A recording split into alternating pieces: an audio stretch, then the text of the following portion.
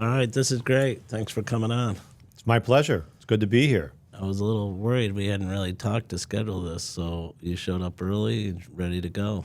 And I didn't even realize that we were doing blue suit, white shirt, blue tie day. So You just gotta watch the show. you know, I've seen it. I don't think I've actually paid close attention to the way you were dressed. I think I just listened to your voice, which is, wonderful baritone voice.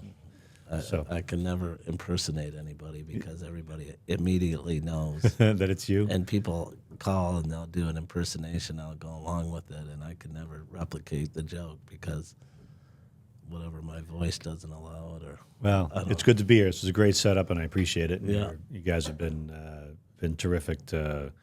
Terrific host so far. So we'll see how the next hour goes. Yeah, I'll tell you. I'll let you know how it goes at the end. Neil Rockind, I would say one of the top criminal defense lawyers in the state. I hope so. But you're not. You don't. And this isn't a criticism. You don't really have what I would consider a statewide practice because, for the most part, you have a high demand right in Oakland County. Is that a fair assessment? I think so. We have cases statewide, so we have cases all over the state. Right. But the bulk of our practice is in like the Metro Detroit area, and then the real tight focus of it ends up being a lot in Oakland County. And I know you've done cases with Mike Nichols, and I've been fortunate enough. I don't even know if you remember the case, but we did. I brought you in on one of my cases. I remember. Yeah, you did a great job. Listen. I've been really blessed. I've been blessed to have cases all over the state. I've been really fortunate, and in the cases that I've been involved in some jurisdictions where I was, some counties or courts where I was a bit less familiar or perhaps not a known commodity, I'm really fortunate to have worked with really good lawyers. Isn't that fun? It's awesome when it's great when you have a connection with another lawyer and you're able to really just, because by the time you're in the case and or in the trial, you feel like for that period of time, like that lawyer is like your bestie. Right.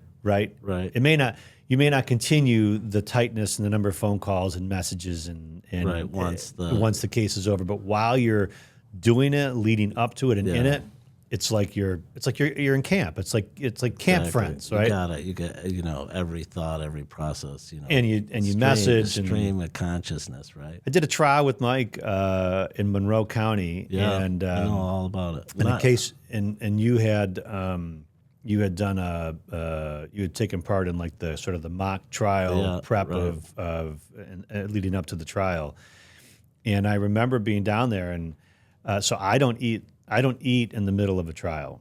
Like in a trial day, I don't eat breakfast. I don't eat lunch. I may have like a energy bar or a granola bar or something like that, and then usually at the end of the day, I'm ravenous. Right. Like I need nourishment. And we'd walk in the hotel, Mike and I would immediately make a beeline for we stayed in this little motel or hotel, like a travel hotel. And I'd make a beeline for the self-pay where you just kind of, but it was all like out in the open. You just grab it and bring it up. And Mike started to make this joke about Pringles because Pringles were the first thing I saw on the shelf in this little store. I'd walk in and grab funny. Just pull the top off. The smallest of details. And he would joke, and he would send me, to this day, if he knows I'm in trial, he'll be like, you need some Pringles. Eat some Pringles. Yeah. So tell me how old you are. I was born in 1968, so I'll be 58 in September of this year. Right. Yeah. And did you grow up in Southfield? I actually grew up in Detroit. Okay. So I grew up in Detroit, and I lived in Detroit in an area called Green Acres. I actually went to Detroit Public Schools for a bit, which is pretty unusual these days. A lot of people say they're from Detroit and they're from the suburbs, but I really was in Detroit. Well, when you're from Lansing area, everything past Livingston County is Detroit. Okay. I'm not sure people in Livingston or or in everything. Oakland, or Yeah, even I in know, Wayne County I know would they agree. wouldn't, but I'm just saying. Yeah, I you get know. it. I get it. I get it. And I know. I think you have siblings too, right? I have two. Right. Yeah, I have two sisters. And well, tell me what your mom and dad did. My mom was a teacher, but she was a math professor, and she was the head of the math department at Oakland Community College in Auburn Ridge, which is an Auburn Hills campus. And my father was an architect. So my parents both went to Michigan. They were childhood sweethearts. Wow. They went to Oak Park High School together. My grandmother, my mother's parents told her that she was too good for my dad. And so when they started at Michigan at the same time in the same year, my mother broke up with my dad. Oh, really? Yeah, which is the only time that they, Were and then they got back together? together very quickly. It's the only time that they have, were not together. And do I understand correctly? Your grandparents survived the Holocaust? Yes, thank you for remembering that. My grandparents, my mother's parents, were born in Austria and were both Holocaust survivors of different type. My grandmother's family was quite wealthy in Austria and were able to sell essentially everything and found sponsors in the United States, which is how you have to, back in that era, if you wanted to come to the United States, you had to have somebody sponsor you. So my grandmother's family ended up selling everything essentially and finding sponsors here to take in my grandmother and her brother. My grandfather was much less fortunate. They did not date when they were in Austria. My grandfather was way too serious. My grandfather has got some wonderful stories that, not wonderful, but very memorable stories.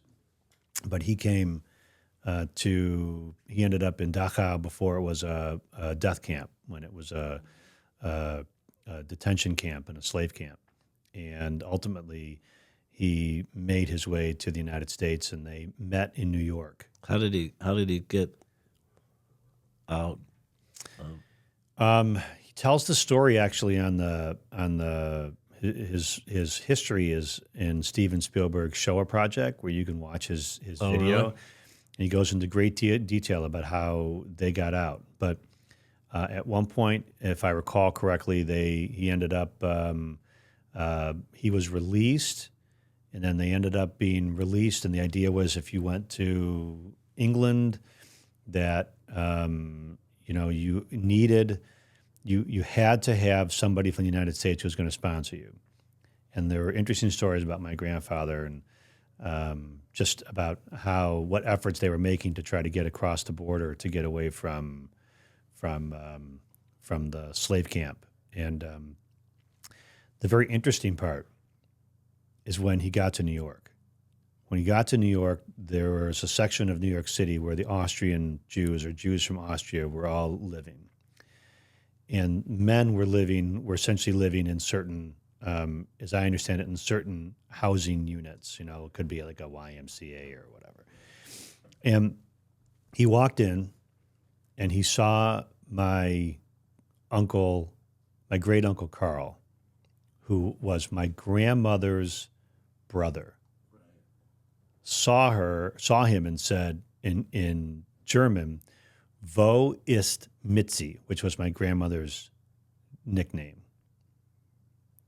And he said that my grandmother was at this address, and he went to find her.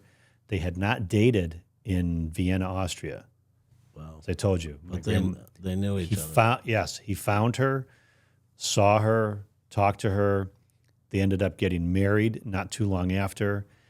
The GI Bill was in place, so he joined the Army, became an American citizen, joined the Army. I think he was sent to Fort Bragg, I think it was. And that's how he got his citizenship. Got his citizenship, and then ended up going to the University of Minnesota on a scholarship where he finished and got degrees in public health, and then became a public health administrator. And I assume somehow he ended up in the Detroit area. Yes. Yeah. Isn't that funny? They're married forever. I mean, I remember all the places they could have come. And of all the gin joints and all, right? Of all the gin they joints. end up in Detroit, right? an amazing part of that story, which is after everything they'd been through, and they were been through a lot, like the Holocaust, right? I mean, like that. There's that underscoring, and as the backdrop of your life. At one point, my grandmother turned to my grandfather, and I remember this exchange when I was young. In the middle of the night, she turned to him and said, because I could hear it, she goes, "Norbert, we're so blessed." I get chills thinking about that. Right. Right? The dark days from the dark Just days. thinking about like how you could come from the Holocaust Right. to accepting that your life is full. I mean, just an amazing. Yeah, my grandfather fought with the Allies. He grew up in Lebanon, fought with the Allies, and if you fought with the Allies, that got you citizenship and came over on the boat. Amazing. And, somehow he ended up in Lansing, Michigan. But I know that's an important part. Do you remember those stories? And did they talk to you about that as a sort of what they went through in Austria when you were growing up? I mean, my dad never let us forget, not in a bad way, but in a good way, that he grew up in the Depression and how broke they were and how lucky we were to be like, he was a member of a country club and the idea that we could play golf at a country club was, Right. a big deal. Right. So my background as a Jew and as the grandson of Holocaust survivors is sort of, in many ways, has kind of framed my life. My grandmother never discussed those stories ever. When there were reparations to be paid by Austria to people who lost lives and loved ones in the war, my grandfather went. My grandmother wouldn't go. I could tell you a story. We were on vacation as a kid, and my grandmother, this is how much it defined her in so many ways. She prejudged this whole group of women that were sitting by a pool in Miami. They were all blonde, tall, and tan. And she saw them all, and she was like, she's just giving them the look of, she was not a mean person at all. Right. Never said anything mean, but just giving them the look. And then one day she discovered that they were Swedish and not German or Austrian. Right. Then she sat with them every day and talked to them all the time. So it defined us. It defined us. I grew up doing things differently than, I went to Hebrew school, which took up a lot of time. We spent Shabbat dinners on Friday with my parents and my sisters. We were in synagogue as a young person on Saturday mornings and went to Hebrew school on Sundays. It took up a lot. Faith was a big part of your it was life now as well. It is, and I think there's different ways that people can observe observe a religion or have faith. They can participate in sort of the doctrinal religion, which is they can be very focused on the traditions of a particular religion, whatever that may be, which is fine, which is great. And there are other folks that are very connected to God or very connected to spirit, whatever that is. And along the way, I've kind of, found my own way. I have my own, I practice, I observe there are things that I observe, and then there are parts that I just due to some personal things that have occurred in my life that I have to look at a little bit differently. Are you you have two siblings? Are you in the middle I'm the oldest. I'm the oldest. And that doesn't surprise me. I was going to guess the oldest because you kind of have that sort of I guess presence about Yeah. My sisters were, I got two sisters. They're great. One lives in Chicago and one lives in San Diego. And they're not lawyers. They're not lawyers. Yeah, good for them. No. Good for them. Yeah. And your dad, an architect, did he work for a big firm or? He did when he first started out. He'd worked for Albert Kahn, which was a big firm. Yeah, sure. Then he worked for King Lewis, which was another large firm. Then he went off on his own with a partner and has designed several significant buildings in and around Metro Detroit, mostly in he had buildings in Mount Clemens that were pretty significant. And then my dad, my dad really missed his calling in one respect. He probably should have ended up focusing his entire practice on designing religious, buildings like synagogues. Right, which is a specialty in and of itself. Yes. Right? Yeah. So he loved doing that, but there just weren't enough projects for him as he got older. Did you play any sports growing up in high school, or were you an athlete at all? No one would ever have really said that I was much of an athlete. I played golf. In junior high school, I played basketball and football, but because you come off as you have a presence. I wasn't particularly good in the courtroom, as like you have a physique about you, so, right? And you have sort of a in college. Intensity. As I went from high school to junior college to college, I found the gym, and the gym was a great place for me to.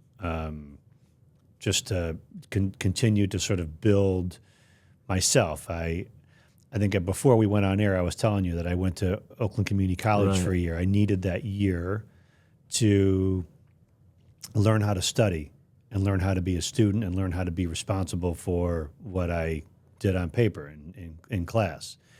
I don't mind telling you, when out of high school, I applied to Michigan State. And I have two Spartans two sons who are Spartans. And I applied to Michigan State and did not get in. Tell me. And I remember the meeting, and I didn't get in. What high school did you go to? I went to Andover. I went to Andover High School in Bloomfield Hills. And I ended up applying to Michigan State and didn't get in. And the guy who... I mean, the only reason you didn't get in is because your academics were... They're terrible. Not very good. Horrible. Right. But the man did me a real favor. Because my parents went to Michigan, and I had always wanted to go to Michigan. I went to Michigan football games since I was a kid, and I know that I'm in the heart of, Spartanville here. Right. But when I got to OCC, and because I was turned down by Michigan State, going to OCC was a necessary step for me. And then I was at Oakland Community College. I grew. I came into my own. I finally learned how to study and to apply myself and to be disciplined. Kind of a Kevin Hart. You see the Kevin Hart where everybody went to take the SAT or whatever and out of high school, and he wanted to go to a concert the night before, and everybody did well, and I'm not familiar. He didn't do very well, and he thought, he learned his lesson that if you have an opportunity, make the most of it. And, sure. And that's sort of...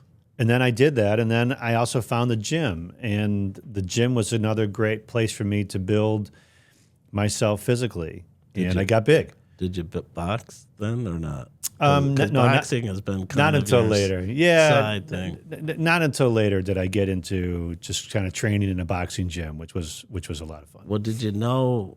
If you didn't know, if you hadn't really found yourself in high school, I assume that did you always, did you have any plan to what you wanted to be or what you wanted to do? I mean, did you know you wanted to be a lawyer in high school or? No, but people told me that I was going to be. Oh, really? Like this one is going to be a lawyer. You don't know if it's a compliment or if it's a... Was that part of the Jewish community? Like you had two professions you were going to be, or was it just something? I think I was loud and I argued and I didn't take no for an answer, and I'd continue to argue. And some people were like, "Oh, this one can talk and tell a story and can spin a, as a storyteller." And so I think that they all assumed that was a significant part of becoming a lawyer. Little did they know that, I would become a lawyer. Maybe it was said as a joke. Right. The things that I wanted to do when I got a little bit older, I thought I was either. I really at one point wanted to be a talk show host, like a radio talk show host. Right. I did. I had the Neil Rockind show for a very short period of time on a local station, which was we did like a couple hours on the weekend. That was pretty fun.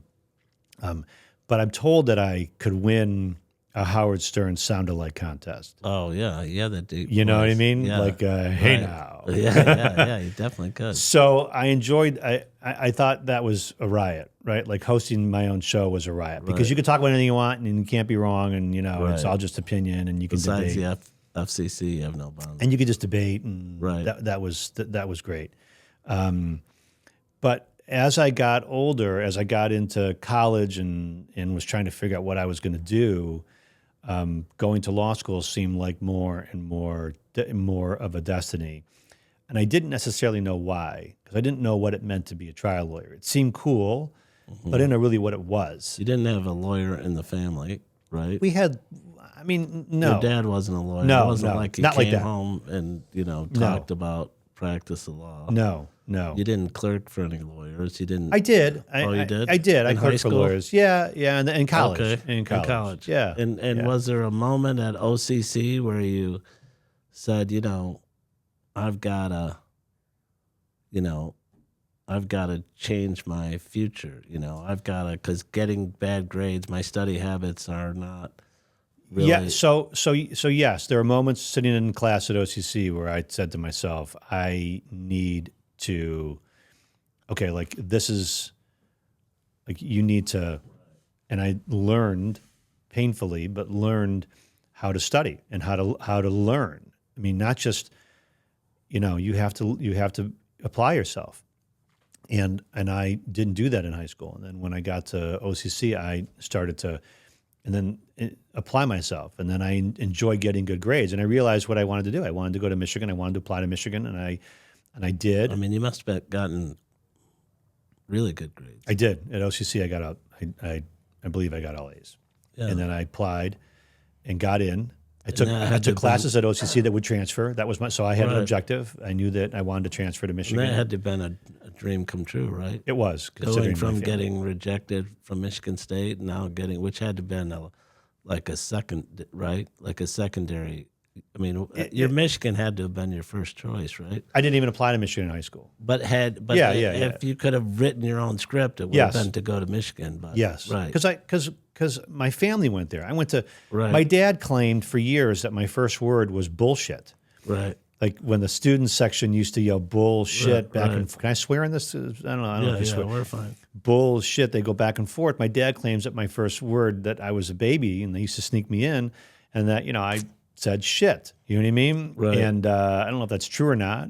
My mom says my first word was cookie, which of course makes sense too. But I had gone to games forever. Like when my father and I were not seeing eye to eye in high school, Right. we had Michigan football, and my dad was not an athlete in any respect. Which would have been 84, 85. And even earlier, when we just didn't get along. yeah. I mean, we High weren't school, seeing eye to eye on anything. And Bo was at his peak. we'd go to the games together with my Yeah. mom, and that was like that was like a Drive big there, deal. And hour drive and so when you are potentially forced to turn your back on that, that's hard. And it was hard for me because I don't know that I had the independence necessarily, the independent thought to say, I want to go to school here or there. And then when the opportunity presented itself to apply to Michigan and I got in, I was ecstatic because I was like, okay, I felt like I'm fulfilling my destiny, right? right. And then when I was in law school at Wayne State, I loved the debate. I loved it. I wasted plenty of time in law school. I wasted time in class. I'm sure my classmates hated the fact that I took up so much time arguing nonsense. You don't really get to debate other than maybe if you get called on in class on what this case stands You raise for. your hand and Yeah, okay. hey, I got a thought. And you're like, oh God, here come the boys in the back. The boys in the back they're gonna talk again. Right. Because everybody else there, they just want you to shut up and because they want to learn. They want to get their lessons. And when we're sitting there throwing, what if this and what if that? And what about if Paul's graph was different? Well, yeah, exactly. I mean, you remember all those moments. I got called on almost every class. Every class. Oh yeah. The first class, even professors who didn't believe in that system, they would call on me because my dad taught at Cooley and was a prominent criminal defense lawyer. Okay. I had a bunch of siblings who went to Cooley ahead of me, and so it was like, this will be funny. We'll call on. Yeah, we'll call it a Boots. We'll call it a Boots kid, right? It's like, oh yeah, the first time it's funny. After about this middle of the second year, you go, I get it. Yeah. No, nobody was calling on me as a prank. They were like, oh God, he's raising his hand again. Right. And did you because when you're in law school, right, for most people, they don't understand this, but the law school, they don't really teach you necessarily to do criminal defense. You learn everything. You learn torts, civil, constitutional law, which is obviously a lot of criminal, but, they're not really zooming you in on criminal defense. I mean, that's sort of up to you, but did you feel like your calling was going to be X? No. I knew that I wanted to be a trial lawyer. Again, I didn't know what that meant. I thought that I was tailor-made. I thought that I was like, the central casting for trial lawyer, whatever that meant. Right. And so I applied at all these big law firms, and I call it the walk of the blue suit, regiment tie. Because you were slightly behind me, but you would have been, graduating in 93, 94, right? I graduated law school in 93. Yeah, so you were just through 3 years behind me. You went right out of college, right into law school. Yes. And they were paying like what we thought was a big number, $60,000 maybe. And no one tells you law school is the least preparatory school that I know of. They don't prepare you for very much. And you get caught up in the idea that I guess I'm supposed to go apply for these jobs with these companies that are coming to the law schools and everybody's got their blue suit on and their white shirt and their regiment red and blue tie, and they all got a folder, a leather portfolio that their aunt or uncle gave them for some kind of graduation, and they show up with their resume in it, and you don't know what you're supposed to say during an interview, if anything. And I interviewed terribly. I mean, I find that hard to believe. And they would ask me questions. I'd be, oh yeah, I'm going to be a great trial lawyer. You gotta, trust me. And they're like, yeah, they're looking at me like, did you clerk? I did, but they're looking at me like, we need brief writers, and the people that were coming to an interviewing at the schools are like, we need brief writers. Yeah, we want you to grind we need grinders. And you're probably interviewing with the big firms, I was trying the ones that would interview with me. That paid the most. Right? So I was frustrated because I wasn't getting any bites, and or at least not enough. And then a friend of my father's, who is an asbestos litigation lawyer, a guy named Michael Serlin,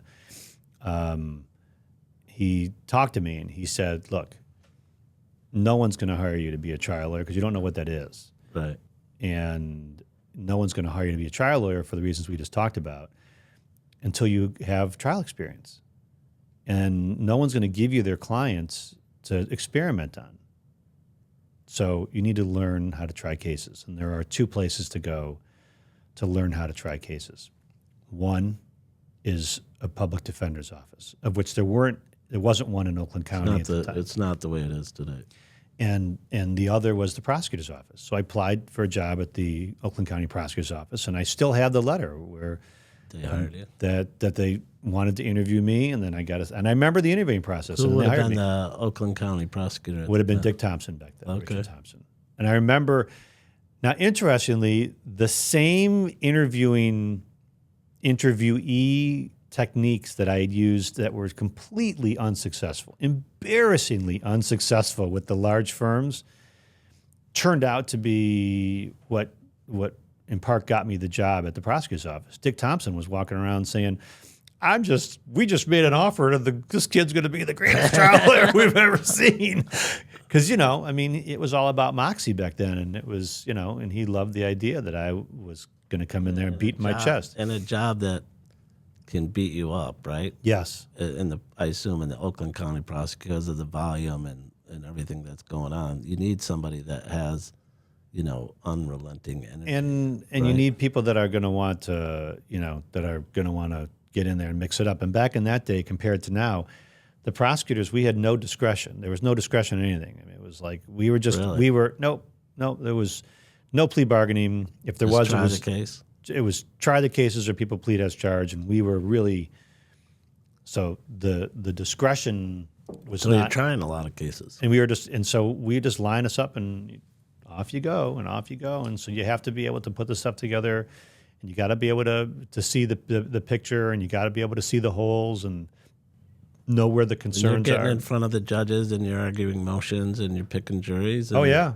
right out of the box. pretty much. We started off in training and did preliminary exams and ran misdemeanor cases, and then they kind of put you on your own in a district court, and you start off doing misdemeanor cases and running the whole docket yourself, and then you end up in circuit, and then you're off to the races. And right about then, 94, 95, is when we started having career prosecutors, because a lot of times that prosecutor's office was just a jumping point. You'd go in for a couple of years and then you'd go into private practice. And right about in that period of time, you saw prosecutors who did it for 20, 10, 15, 20, 30 years. Right.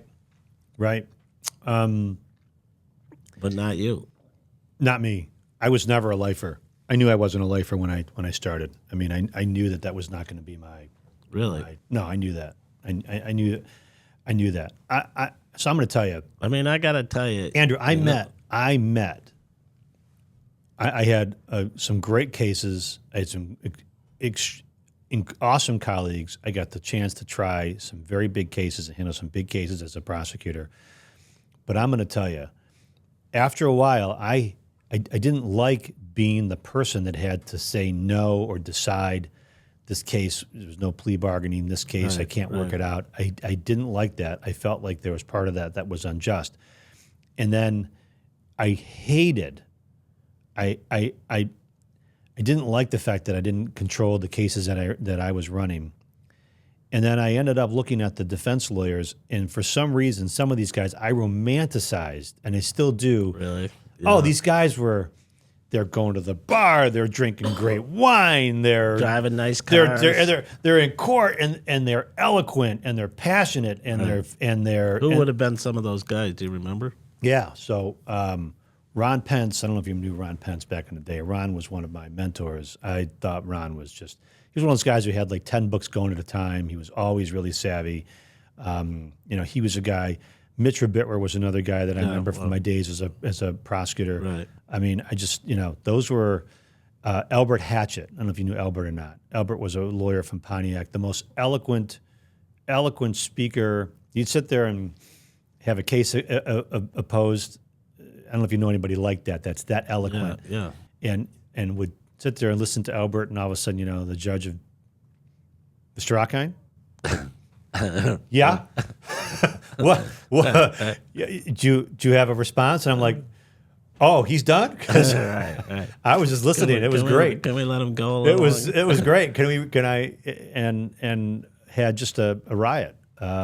You've never seemed to me to be a guy that's, driven by money. And so, a lot of people would say, I had to get out of the prosecutor's office because, I wanted to make, Yeah. and so that would be something easy to understand, but you didn't leave for the money. No, because when I left, the position I left for, I wasn't making, if I recall correctly, I don't think I was actually, my salary wasn't really any more than it was when I left the prosecutor's office. It was right around the same salary, but the opportunity was substantial. And of course I wanted to be able to earn more. Right. But I knew that what I was going to be doing was I was going to be running cases for a firm that I joined. I was going to be the person coming in. They had a long history of great lawyers who'd been at that firm. And that was Harold Freed's firm. Right. It was Freed, Saperstein, and Krieger when I joined. Then it became Freed, Saperstein, Freed and Saperstein. Then a couple years later, it was Freed, Saperstein, Abbott, and Rockind. And I had a total riot. I mean, I learned a ton I learned so much there, and when would that have been? 1997 to like 2000, 2001. Mm-hmm. Yeah, I had a practicing in primarily Oakland County. Yeah, and Harold had cases there, and he had cases in federal court. I mean, he was Right. had cases in Monroe. But I also learned a ton about the business side of things. Harold was very, very good at fee quoting and the business side of things. And I had some great experiences there. And then when it was time, and then I've had a variation of my own practice since I left his office, and have had When you leave Harold and you go out on your own. yeah, and have had, and the cases that I've been exposed to since then are And when tremendous. do you do that? 2000, 2001, sometime around there. Yeah, I mean, we pretty quick. We talk about it like it's not a big deal, but at the Oakland County prosecutor, you probably had a pretty secure job. Like you probably knew, hey, I can do this for a long time. I'm never going to be like, and you don't really know when you go to work for Harold, hey, he might not like me. Right. Or You know what I mean? I yes. mean, I'm sure that you did a lot of, analytics. Is this the right move? Blah, blah, blah. Maybe it's attractive, but, what happens if I get fired, 3 months in, and what can I do? And then I can't say that I did that much analysis. Really? I didn't. What about going out on your own? My dad, that was stressful. That was. I mean, you got a lot of anxiety. You got to find a location, right? It's just when you go off on your own. Here's the thought that goes through your mind. The thought is, am I going to get cases? Right. That's the thought. Now, in hindsight, you look and think, oh, there's plenty of work out there, and of course, but as they say, I'm 58 years old. I'll be 58 in September, so 57 years old. And you would have been 32 or something. I'm 30, I gotta look at 33. that. But think about it right now. So I am. Some people say, oh, Andrew Aboud's the guy, or Neil Rockind's the guy in this area, right? I mean, so that's 30 plus years. Right. I'm an overnight sensation after 30 after 30 plus years. You don't know how you're going to be received. You hope that you're going to be received well, and there's a lot of you hope that your talents and your abilities are going to be noticed. And here's something that I've noticed: there are great lawyers out there. I mean, there are some amazing lawyers who don't have any business. Well, right? That's true. They don't have business. And there are some absolutely terrible lawyers who do very, very, very well. And the key to it is not just being a great lawyer, because believe it or not, this is not like the Dead Sea, where eventually all water and minerals, reach the lowest spot. Right. All roads do not lead to the most talented, most skilled lawyer. You have to be, there's a sacrifice that's involved. And the sacrifice in being able to get business and people being able to find you was different than it is now. Now there are podcasts and the internet and social media, and there's a lot of different ways to market yourself. Right. And look, I don't need to tell you, Andrew, anybody that's followed you for even a nanosecond or knows you knows there's nobody that is more on top or has their finger on the pulse of marketing and advertising more than you. No, you do. I mean, your name is everywhere up here. I mean, and it is. Well, and there's a reason for that. Maybe it's because you contribute to the community, your community, you're a sponsor, you're a community activist, Right.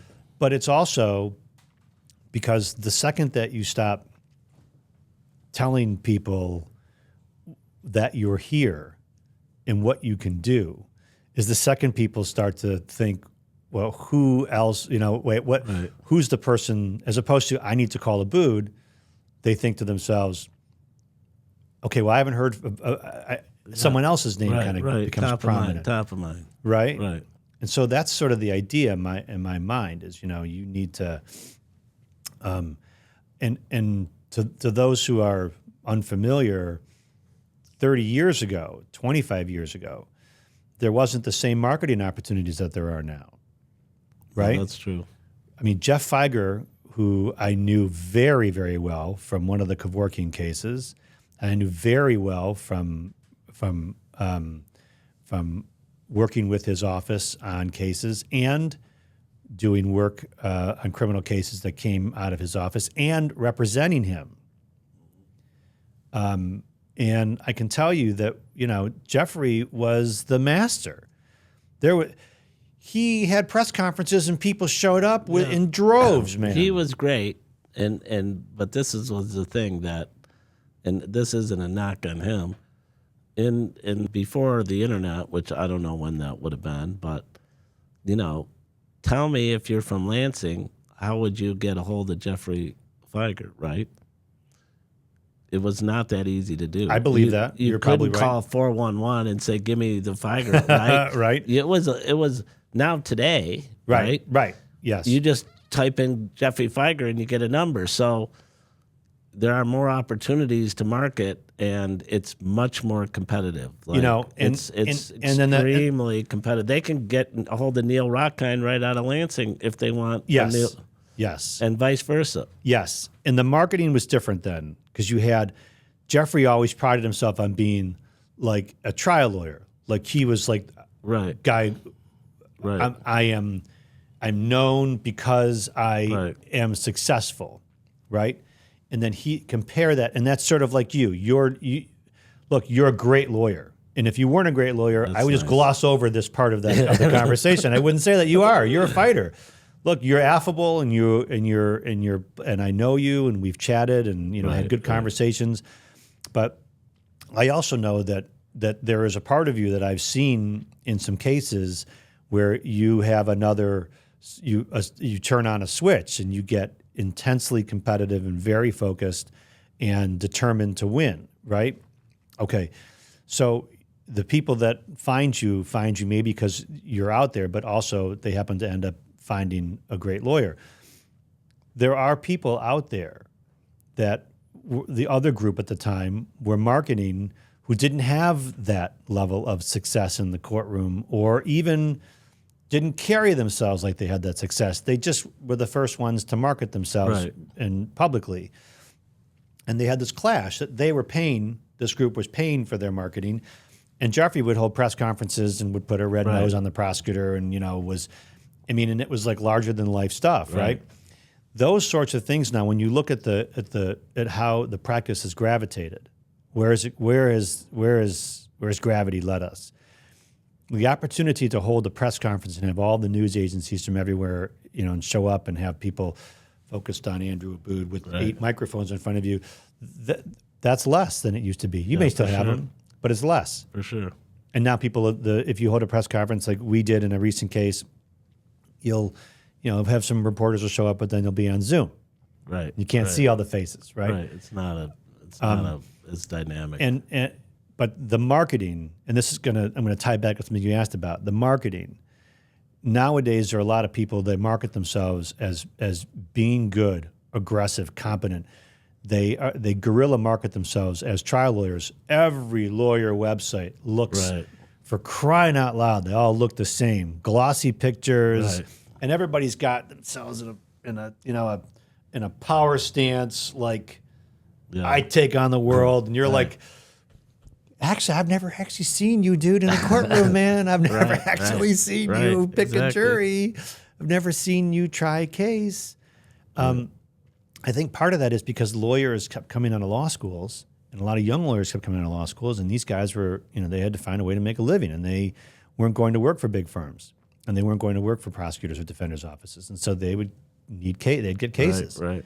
And so the level of training that a lot of many younger lawyers had was less because they had to compete with the idea they needed the business, they wanted to make a living, but they didn't have the training. You know what I mean? And so that sort of got the advertisers that were big advertisers and advertising. And then it became more about could you advertise and market and less about could you produce? Could you actually get the job done? Because every case, right? Every case, there's a moment, maybe you don't experience this, where you don't know whether you should take the deal or go to trial. That happens all the time. Right? Almost every case. Yeah, yeah. And ulcer-inducing. you don't moments. want that result to be impugned by your fear of walking into the courtroom, right? Right. And that's why, and God, I wish my dad used to say, you learn something every time you lose, but to be quite frank, I'd rather be ignorant. Yes. But we all take cases that are not necessarily winnable, but at some point you got to walk into the courtroom. And so I tried a case years ago with an amazing lawyer, Otis Culpepper out of Detroit, an incredible lawyer. I just talked to him recently. We talked about a case, and he asked me how it went, and I said I lost, and he goes, well, we represent the guilty sometimes. right. And I said, yeah, but I hate to lose. And he goes, I only know one lawyer that says he never lost, and that guy's a liar. Right. And the fact of the matter is that there are cases that we take that we take because we need to take them. Right. So even if it's not a criminal case, like I know you just finished the Mel Tucker case. Yeah. That was obviously a case that was near and dear to you, very important to you for all the reasons that I know you've talked about, and for your connection to the program and to Michigan State, and just to doing justice and getting the right result. So there's that case. That's a case that you probably thought to yourself, okay, I need to take this case. Like, this is a case that needs me on it, right? But then there are cases that you take because the fight needs to be had. Even if you don't expect to win, right? The fight needs to be had, right?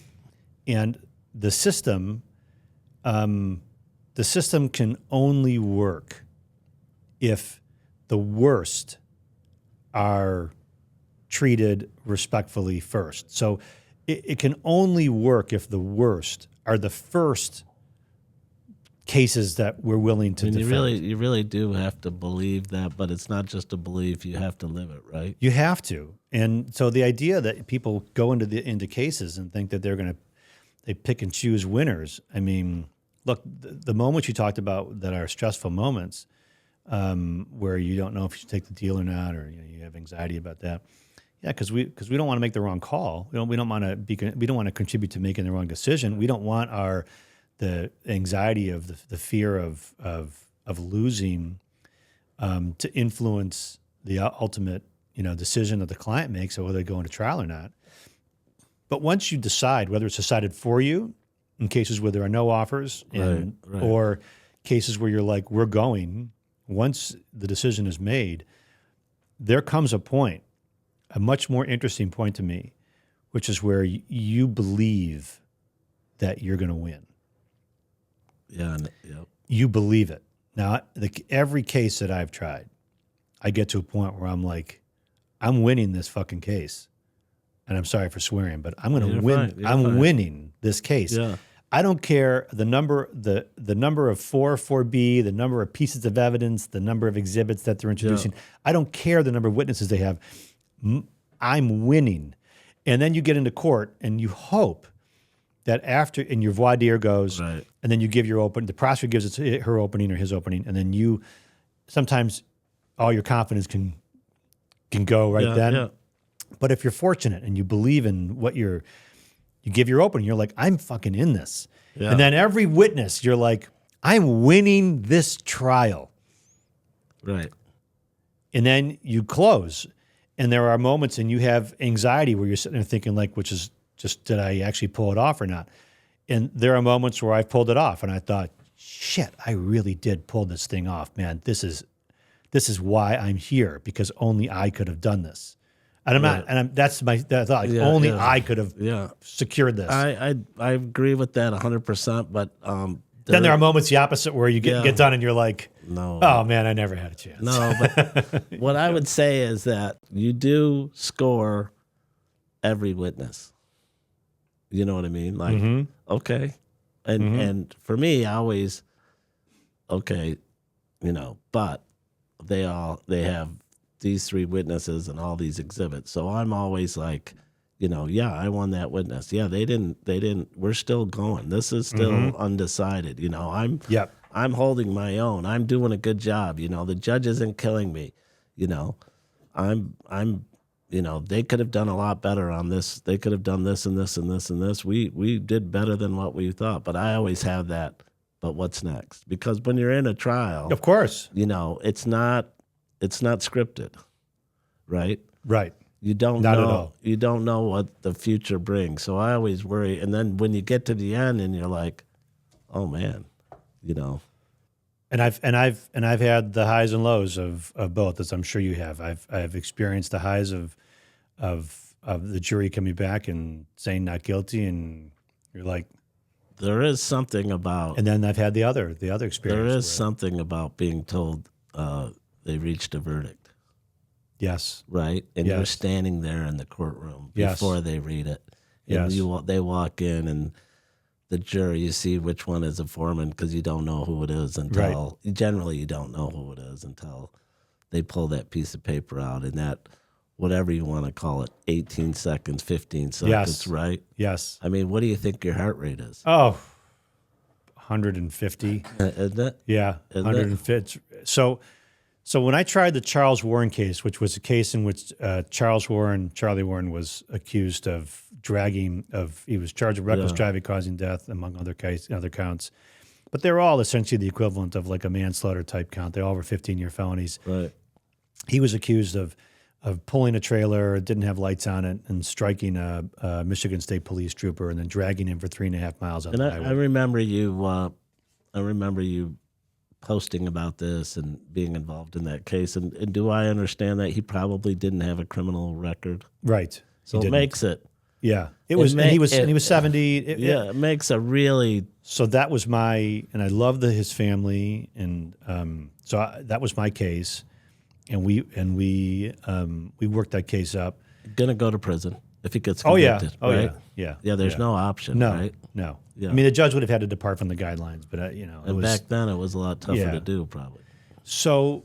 So I remember as the jury came, the jury went out. There was a juror number 8. I'll say juror number 8. And I remember juror number 8 stopped looking at me during the trial. And I'm like, what the fuck is going on? You know what I mean? Like, so in my closing, I'm arguing to the jury and, talking to my points. And then I made a point to try to walk over by where juror number 8 was, just to try to get a sense of like the connection or whatever else. And just wasn't feeling it. Got done. Prosecutor did, his rebuttal. And I turned to everybody at the table and I was just like, so what, like 11-1? Like, what's that going to be? Like 11-1? And before the trial, people would ask me about that case because everybody knew that I was on that case. It was a huge media case and it was covered by everybody. And they asked me about it, and people would say, "Oh yeah, I saw that. A sad case." And I'm like, "Yeah, well, since you're asking about it, what do you think?" Like, I mean, he's charged with reckless driving causing death. I'm like, "Yeah. What do you think?" And I tell them the facts, and they go, "I feel bad for the guy." I said, "Thank you." And then they would go, "But you don't want me on that jury." Right. And so the consensus was going into it from the general public that talked to me about it, that I was, that we were going to have a very hard time. When the jury came back with a verdict, and it turns out that juror number 8 was with us, like the whole time, and we had just misread, she was attempting to fulfill her role, which was to just be, Neutral. to pure neutral and Right. to not show her emotions, as I understand it, during the case. There's a picture of me, Andrew, in the moment between the announcement that there was a verdict and the jury coming in. Mm-hmm. And it's me standing there like this, and I'm not a nail biter. Right. But standing there not knowing, like my heart just racing, not knowing what to do, just like this with my finger, like, just. And when they read the verdict, we were seated. They had us. If there's multiple, were there multiple Oh, yeah. counts? Yeah, So yeah. you figure, the domino is the first count, right? Right. So they read the verdict. And this is the only time this has happened to me in a courtroom. I broke down crying. I turned to Charlie, who was my client, and hugged him and just was laying my forehead on his shoulder, crying. Like this, the enormity of that moment. Because if he loses, he's getting remanded right there. Right? And just I had poured. So I want to. Right. And I want to share this with people who are, even people who aren't lawyers or who are lawyers, but we, unbeknownst to maybe to many or to some, we pour the good lawyers among us. We pour so much into the cases that we try. Yes, you look a beautiful blue suit and an awesome tie and a white shirt, and you got cool shoes, and you look fucking to the nines. You look great. But they don't see you after hours, and they don't see you at night with your tie off and your shirt sleeve rolled up, or you take your trial box home and you got in your bed on your dining room table, you got everything laid out. They don't see you at 11 o'clock at night, how you can't sleep and you're getting up and you're looking at your notes again and you're pacing and you're talking to your friends and others. Hey, what about this? And you're calling your staff. Hey, did I forget? What do you think about this? And you wake up in the middle of the night not having slept, and you're like, okay, I'm not going to sleep anymore. Time to get up. They don't see that. Right. They don't see how we give so much of ourselves to the cause of this case. And I'm not being a martyr. I'm not saying that I'm somehow special, but that's what those of us do that are really into this. Only way to do it, right? Right. And when you do that, and then the verdict comes in, it's all right in that moment. Right. And I know we're told don't attach yourself to the result, but I want to win, man. Like I don't know. I mean, people who say that. I know. People who say that, and I said this to a guy, experienced lawyer, does civil work, works for a big firm, Honigman, and he said, it's not personal. It had to do with but it feels personal. It had to do with a financial transaction and whether a buddy of mine could get paid, and he was on the other side. And he said, I like the guy, and it's not personal. I said, listen, Ken, everything is personal. Mm-hmm. Every single thing is personal. When you say it's not personal, which is a great line in the movie, it's a terrible line in life to extract out of the movie, right? Right. Everything is personal. And once you start realizing that, right, it is personal. Even though you're denying somebody 30 or 40,000 or whatever the number is, that's money right out of his pocket. There's nothing more personal than that. Right. Well, so I'm going to look at it from the lawyer's perspective. Do you know how many nights I have ruined? How many dinners I have ruined or been emotionally or intellectually absent from, even if I was physically present in, or how consumed by consumed. Right. So so we are giving part of our life, not just 9 to 5. We are giving part of our life to these cases.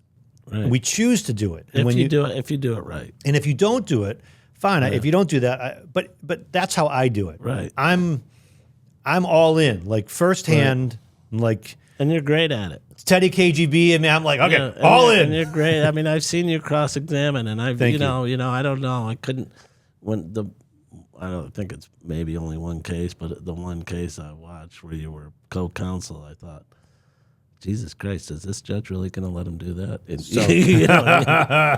but you nailed it. You nailed it. But okay, so but I think there's you have to be in. But how do you sit at a poker table and at some point not not up the ante or not Put your chips in. in the I mean, middle, at some right, point, how do you not? right. How do you? So it goes back to, in a way, it goes back a lot to all these things about my past sort of tie into that. My grandparents being Holocaust survivors and sort of the underdog, me Right. being the underdog when we moved out to West Bloomfield, and I didn't really know anybody and wasn't well received. Me being the underdog Right. in high school, me being the underdog having to go to junior college, going to Michigan and being the kid that transferred in as opposed Right. to the kid that got in. The kid that had a chip on his shoulder, right? Me going to Wayne State. to Wayne State, and and going to the city school as opposed to Right. going to. And I had my, but going to, and fighting it out with and Right. getting turned down by all those significant blues, the silk stocking ish, Right. law firms, being the prosecutor, and and watching the defense lawyers who I just so respected and so admired, just fighting the system. I mean, they were like taking on all comers, and I Right, was like, right. so You wanted to be. I was that like, other. okay, I get it. Like I get it, and I am consumed with the craft of being a lawyer. And so, I mean, I know that they don't put on your. I've been told people, they don't put on your tombstone, you're a light, a hard worker. And I said, but I do hope that on my tombstone somewhere, it says something like great fucking advocate, or Yeah. guy fought to the death, or you know what I Right. mean? Or he consumed himself with wanting to win. Because I tell you what, man, I want to win. I want to win for the client. Right. This is not just me bullshitting. Like, I want to win for the client. I want to win for the client's family. But I'm going to tell you something else. I want to win for me, Right. Absolutely. right? Yeah. I want to win for me. Yeah. So to go to the lawyer that said you don't take it personally, hell yeah, I take it personally. Yeah. Everything is personal. when I lose, personal. they're saying, Neil, I we remember- don't agree with I you. remember one time, and Judge Brown, my associate, tried a case against a good civil lawyer. It was an auto accident. She got a judgment against the lawyer. It was her first civil case. She got $35,000, and the judge entered JNOV. And that was at least 25 years ago. You don't think? Yeah, that was $12,000 out of my pocket. Yeah, that's personal. What are you talking about? You did a JNOV? Yeah, it's personal. It's personal. That was a lot of money back then. Right. You know what I mean? Yeah. And by the way, you denied my client a recovery.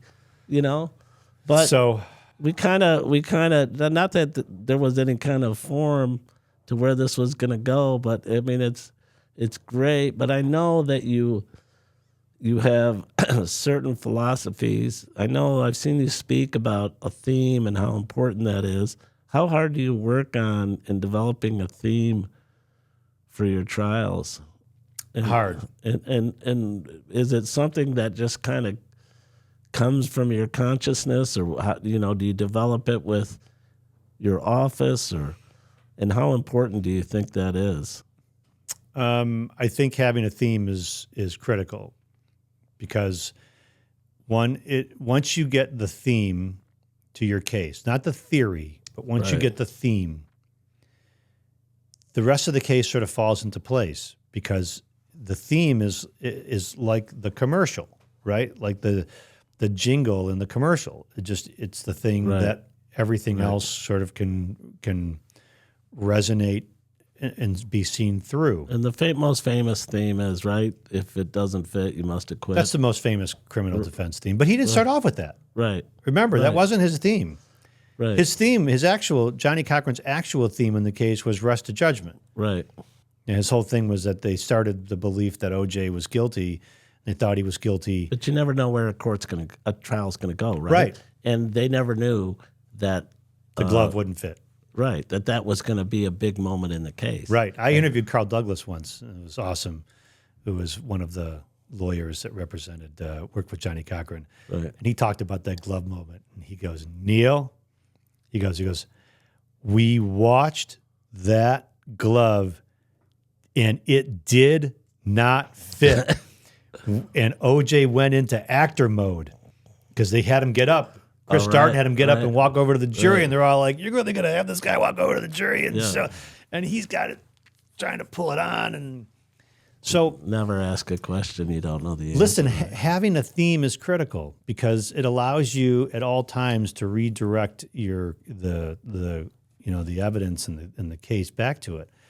And there are a lot of sort of built-in themes. There are some cases that are very hard to theme. Right. I had a case that I tried that was a very, very tough case, one of the hardest cases I've ever tried. And the theme that we came up with was to remind the jury that the system had to first work for the worst. Right. It had to first work in the worst case. It won't work for you. It's not going to work for me. And that was sort of unless it works in a case with the worst facts. And I talked to the jury in jury selection about, I said, you're going to hear, I can't try the case right now. I'm not going to go into the whole facts and everything else because the judge will probably throw the gavel at me. Ha, ha, ha. I said, however, it's going to involve something like this, and gave him, a 20-second elevator pitch of what I thought the bad facts in the case were. But okay, so juror in seat number whatever, Mr. Abood, what do you think? You think he's guilty? Yeah, it sounds like it. Okay, I appreciate that. Go to the next juror, fine. Right. What do you think? Well, I don't know. Okay, why don't you know? Well, I don't know. I haven't heard anything. Okay, what do you want to hear? Well, you know what I mean? Like, well, blah, blah, blah, blah, blah. Right. Okay, how about juror, in seat number whatever? And then you ask him, and you're sincerely trying to find out, okay, well, given what you've heard so far, which is not a lot, does he get a trial? And the juror's like, yeah, he gets a trial. Okay, but like what kind of a trial? Like a real trial? Yeah. Like a real one? That's great. Or does he get do we just going to do like a fake trial? Is it a fake trial where we all just are going to, or does he get a real one? And at the real one, what is going to happen? And, and so sometimes that was the only theme I can come up with in that case because the case was so bad. That's a great theme. And that's a great, can I tell you, because I don't like I do my share of bashing, and we've done a little bit of it, but can I tell you and I'm sure you've seen your share of defense lawyers picking juries, but man, that's where you really know whether they know what they're doing. Mm-hmm. Right? I agree with that. And that's a real skill, right? It is. To pick a jury. And yes. The unfortunate thing about it is it's too late at that point, right? Once the client can't switch lawyers, right? Correct. The lawyer can't. Hey, this guy's not that good. Because up till then,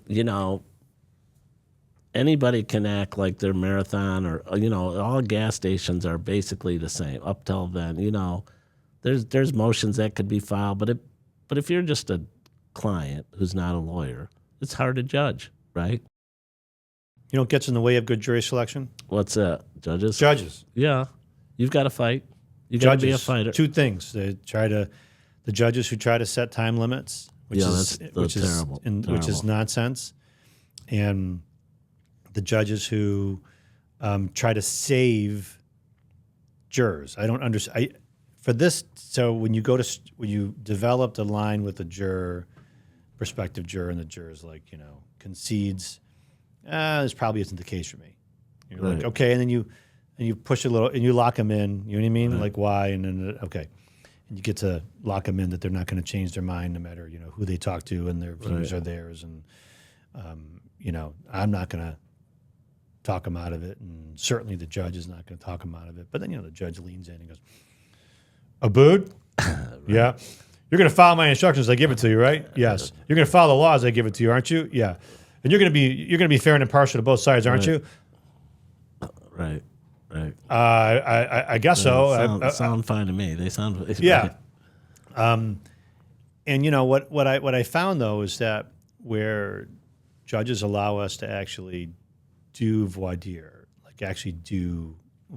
talk to the jurors, that you can, it increases the likelihood to me that there's going to be a fair trial and that the defense has a shot. If you just shut us down from the start, shit, you could tell me all you want about the legal system. You could tell me that the presumption of innocence favors the defendant and the burden of proof. The fact is that jurors come in and they assume for the most part, if you ask me, that the police aren't lying.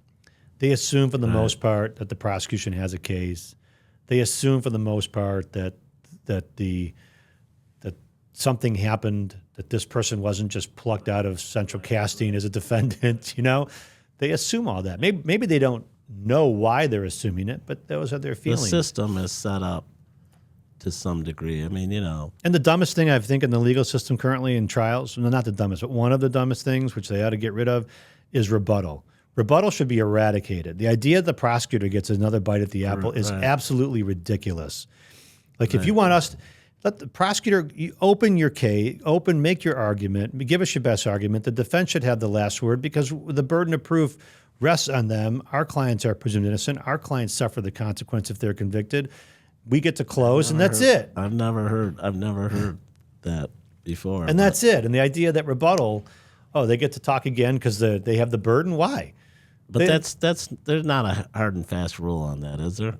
No. I mean, everybody kind of allows a little bit. I mean, they get to go, and then sometimes, hey, one more question, and then I'm not talking about cross and recross and. Oh, you're talking about closing. Closing, yeah. Yeah. Now I know people say the case is over by the time that you get to closing. Not necessarily. But I don't. But yeah, no. I know a lot of clients that felt like, the real stinger was the rebuttal. And then the rebuttal is just, it's a free for all. I can't stand it. And I try to tell juries, they get this, and I tell them just what I told you. I tell them exactly the same thing. I say it actually makes no sense. They get a rebuttal, makes no sense. Right. The whole system is geared, towards them. Everything is slanted against us for reasons we've already talked about. Yes, there's a presumption of innocence, and yes, we have the burden of proof rests on them. But let's face it, I mean, the criminal defendant is the one. The defendant on trial is the one who, has the biggest rock to push up a hill. And I said, and for some reason, the state gets another opportunity.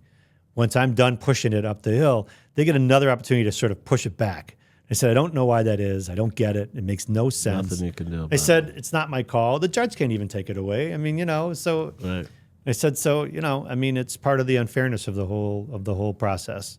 So and if the prosecutor's going to get up there and the more they mention my name and say, Mr. Rockind said, the defense said, the more there's reasonable doubt. Yeah, that's great. What, you're 57. I'm 57, yeah. Been doing this for 30 some years. Yep. What, Had three kids. Kids. My oldest is, all my kids went to Michigan State. One transferred out, ended up graduating from Wayne State, the Mike Gillett School of Business. And your daughter? My daughter. Is she a DJ? She's a DJ and she's an artist and she's, she's a free spirit. She's awesome. So and I have a son my youngest is he's in real estate, like private equity, In Detroit or someplace else? In just outside Detroit, in Birmingham. Oh, good for him. Yeah. Good for him. Yeah. A lot going on there. Yeah. So, one of the things that I always worry about is it's easy to sort of lie to yourself that you're good at what you do. You know what I mean? Oh, that was a great result. That was a great plea or whatever. That was, we could have never won that case or, I did a great job. And there's really no North Star on your own conduct as to whether you did a good job or not. And my question is, how do you, are you still working to get better at your craft? Yes. I'm my harshest critic. And what do you do? I know that you obviously the theme thing is a great way to constantly dig down because themes can be dangerous as hell. I'm gonna. So what do I do? I finish. I'll answer that with I'm very I overthink and analyze and think about what I did in a case or with a particular witness, and I think about it. Of course, I'm prone to ask people that I'm trying the case with or other people, my colleagues or staff or whomever, what they thought, because I genuinely want feedback. Of course, I want to hear that I was, terrific, but Oh, you were great, amazing. But I also know I know too when something didn't go as well as I would like. Like I knew, I knew in this last case that I tried, I knew when I finished with a witness and I just sat down and I'm like, because that went better at the preliminary examination. That went better at an evidentiary hearing. It did not. It just didn't. It didn't click. I didn't get the spark. I didn't get it. I finished with a witness another witness in this case, and I felt like I'd missed a golden opportunity. It was long in a day. We were going full days, so I was very, very, very tired. And we were talking I was cross-examining a witness a police officer witness about confirmation bias and tunnel vision. Right. And the witness sort of in response to my question about, what tunnel vision is, I haven't heard it. I do, but I haven't heard it applied towards a police investigation. I'm like, really? Like, okay, isn't it? And I put blinders on. You're just solely focused on one person, one suspect, and you ignore other evidence. I haven't heard it used in that context. I'm like, okay. So, confirmation bias is right, where you heard the term? He goes, yes. And I said, that's where you're just looking for information that confirms your suspicion, right? Your theory, not other information. Right. So you accept what confirms it and reject others. He goes, yeah. I said, and that can lead to mistakes. And then he goes, I could see how it would generally, but not in this case. And it was late in the day, and I said, Judge, can we approach and go up? And I said, Judge, that's just a non-responsive answer. Right. You know what I mean? And the guy's now like trying to vouch for the credibility of the police investigation and the case. We step back, and the judge goes, yeah, I'm because the jury's going to disregard that statement. And I sat and we finished my cross, and I sat down. I thought, like, the witness got rebuked, but I didn't like the feel of it. Right. And I lamented over that, Andrew, all night. Yeah, you can't. I did. And I sat there. You can't do anything else because he got the answer. And I sat there and I thought about it. And I thought about it. And I thought about it. And I said, you know what? I said, that when that pitch got by me, not saying I'm perfect, but I know how I tell other lawyers to respond to that. And I know how I want to respond to that kind of gratuitous statement. And I know how to respond to it. But I didn't do it in that one particular moment. And so I thought about that all evening, night, laid awake thinking about it, because I'm like, that is not me. Now, it was me, because that's what I did. Right. But it's not What would you have done different? Because I know you thought. So the next witness, what I would have done different is what I did with the next witness, when he did sort of the same thing, and I just immediately pushed back. Came right back over the top, and just was like, "Isn't that an example of confirmation bias? Aren't you actually showing us in real time, right in front of the jury, what tunnel vision is? The unwillingness to accept." There could be a mistake. There could be a mistake or other explanations or other answers. Aren't you, didn't you? Oh, no, I couldn't see it that way. And I said, isn't that a further? Right. Now, that is the way where that's just coming back over the top and just saying, and doing it politely, not being mean, but just, and even if the prosecutor objects and says, it's argumentative, look, I want the jury to see that this is an example of what tunnel vision is and what confirmation bias is. So how do I still work on my craft? Yeah, I still work on it. I still get done with an opening and think, I don't have a canned opening. I don't have a canned closing. I don't have, people ever like canned, like that one that I do every time in every case. No. But do you write it out? Sometimes. Yeah, do you write out your questions? Sometimes. More, I don't write out my questions. I more have my topics, and I have them in chapters, and I have them sort of in the way that I want to get to them. Right. I don't have like, do you think that? You know what I mean? Question mark. I don't have. I write them out. I write them out. Then I get up there and I freestyle. Yeah. Well. But part of the process. So part of the process in writing them out, or in having an outline, or having an outline of closing, is that in the moment. So you've already sort of thought of what you want to get out of the witness. Everything you want to get out of. And you thought of what you want to get. Right. So in your mind, when you get up there, like I want this body of information from this witness. How am I going to go about getting it? Yes. And in the moment, do I venture far off of I'm sitting there and I see these lawyers, and I'm checking off. Right. And I'm in the middle of my cross and I go, Judge, give me a second. I'm going through the stuff that I have intentionally, but also inadvertently covered. You know what I mean? That I've covered. Yep. I always, one thing that I think is interesting is that they tell us that juries these days need to see like a lot of audio visual stuff. They need to, because of that TV and social media, they need to have like, Right. And the danger there is that if you are a compelling speaker, if you're an effective communicator, the hard part is you put something up for the jury to stare at, and they ain't staring at you. Right. Right. I can think of juries who I have talked to, and I felt like in the middle or towards the end of a closing that they started like this.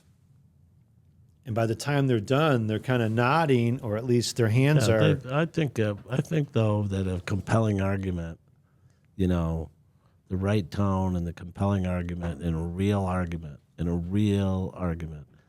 jurors will listen and be attentive. Yeah. Real argument. So, I guess my question then is, Sorry that I haven't followed a particular. No, I probably have completely. Have completely hijacked the interview the way it's supposed to go. 57. I mean, do you just do this until I don't know. You can't do it anymore? Yeah, maybe. I'm going to want to at some point slow down. I say that knowing You're in good health. I'm in good health. You can hear. I can hear. Right. But I also think that when people stop having problems to solve, that's when their mental health as someone who's elderly starts to decline. I think you need problem solving. We came into this world, from a small infant, where we were trying to solve even little problems, like, getting your arms out of a fucking blanket swaddle to, you know what I mean? Right. To playing with a little toy, to bigger problems, to big problems, and you have problems to solve. And when you're problem solving, when you remove the problem solving, you kind of I think you start to lose some of the edge. I don't think I have a lot of respect for the people that are still doing this in their older age. I don't know yet, Andrew, if that's going to be me or not. I don't know. It's hard to say. It's hard to stop. Because I don't know. Yeah. I know, but you're surrounded, I think, by some young associates, right? Yeah, and a great team, and my team is incredible. And the bigger the case, the harder it is to say no, right? And your practice. But you're just constantly putting ourselves out there, and so will there come a point where I decide that I'm gonna, I hope this. Let me say it this way. I hope that the time that I decide to slow down, or the time that I decide to stop practicing, is right about the time and well-timed with where I don't have the energy or the passion, or I'm just more focused on other things in life. Like other could be grandchildren, which I don't obviously have, but it could be, right. Unbeknownst to your listeners, I went through a real tragedy. Yeah. With my son Harley, and that took a lot out of me. And if my son wasn't destined, if his plan wasn't to become a lawyer and work with me, I don't know that I would, that my I would still be doing this, but I don't know that I would still be as committed to it, or that I would still be as determined as I am to keep doing it. Turning my back on it now seems like turning my back on what I had planned to do with him. So I was robbed of the chance to work with my son. That's the dream for me, was to have my kid. You know what I mean? Like, I know you were looking forward to oh it. man, That's for sure. oh man, was I.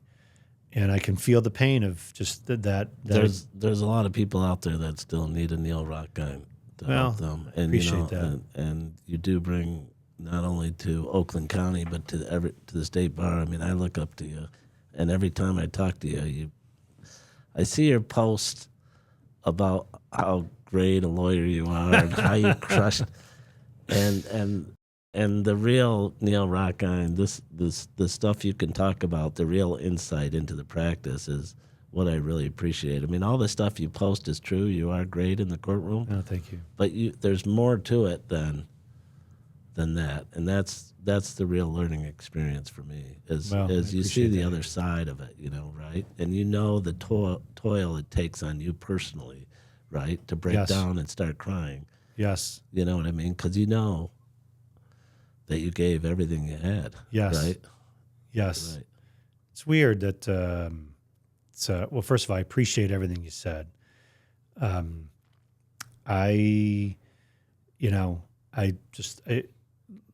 Like you, I throw so much at this.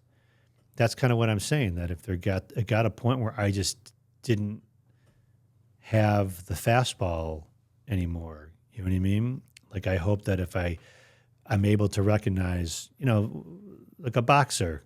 Right. You see boxers that, return to the ring, one too many times. They aren't able to step away. And, I think that's the mark of anybody that does what we do, is to decide, when is enough? I'm not there. No, I got more to give. Still rising. More to contribute. Still pushing up the mountain. Yeah. Still an overnight sensation after 30-some years. This is great. So, how are we doing? Thank you. Thanks. Hey, this was a real honor. Yeah, so no, it was great. really, really a real honor. I enjoyed it.